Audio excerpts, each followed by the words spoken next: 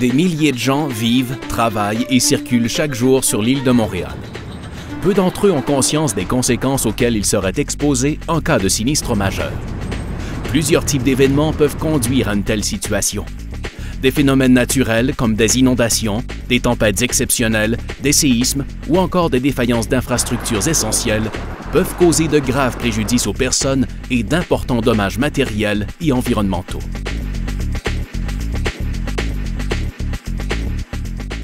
À Montréal, quand on parle de sécurité civile, on fait tout de suite le lien avec les événements du verglas de 98.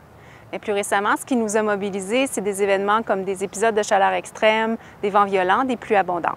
Au Centre de sécurité civile, notre travail, c'est d'identifier les risques et de les prévenir sur le territoire et de préparer l'agglomération de Montréal à y faire face. On va faire ça à l'aide de plans, de simulations et d'exercices. Il y a également une vigie qui se fait sur les enjeux de sécurité civile 24 heures par jour, 7 jours sur 7. Maintenant, s'il y a un événement quand même qui survient, notre travail va être d'en atténuer les impacts sur la population et essayer de revenir à une vie normale le plus rapidement possible. Le Centre de sécurité civile de Montréal travaille en étroite collaboration avec ses partenaires, comme les instances politiques, les arrondissements, les municipalités et les services corporatifs. À ceux-ci s'ajoutent les intervenants de première ligne, dont l'Agence de la santé et des services sociaux de Montréal, la Direction de santé publique de Montréal, Urgence Santé, le service de police de la Ville de Montréal, le service de sécurité incendie de Montréal et la Société de transport de Montréal. Alors, c'est ici, au Centre de coordination des mesures d'urgence, que les membres de l'équipe du Centre de sécurité civile, avec leurs partenaires stratégiques, se réunissent lorsqu'un sinistre majeur menace Montréal. Que ce soit un sinistre soudain, comme une explosion, ou que ce soit un événement appréhendé sur plusieurs jours, comme la venue d'une tempête violente, ici, nous avons tous les outils pour suivre l'évolution de la situation, tout en maintenant un lien étroit avec les intervenants sur le terrain. Ça va être 9-10-4. En mesure d'urgence, la coordination des actions des partenaires est effectuée par le coordonnateur de sécurité civile, qui est également le directeur du service de sécurité incendie de Montréal.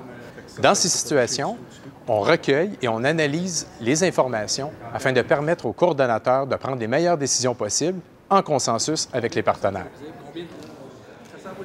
Le Centre de sécurité civile est responsable de l'état de préparation de l'agglomération de Montréal pour faire face à un sinistre. Il est bien important de comprendre que le citoyen est à la base de cet état de préparation. En cas de sinistre, les intervenants de première ligne vont être dirigés prioritairement vers les gens qui en ont le plus besoin. C'est pour cette raison que le citoyen doit être préparé à être autonome pour une période de 3 jours. On suggère aux citoyens de se constituer une trousse 72 heures dans laquelle on retrouve, entre autres, de l'eau, des aliments non périssables, vos papiers importants, vos médicaments, des couvertures, un briquet, une radio et une lampe de poche. Ce sont des mesures simples qui vous permettront de faire face à l'imprévisible. En résumé, je peux dire que notre but, c'est d'identifier et de prévenir les risques sur le territoire, maintenir l'équilibre si un événement survient et s'assurer du retour à la normale le plus rapidement possible. Pour en apprendre davantage sur les façons de se préparer à faire face à un sinistre majeur et pour obtenir plus de détails sur le Centre de sécurité civile, nous vous invitons à consulter notre site Internet.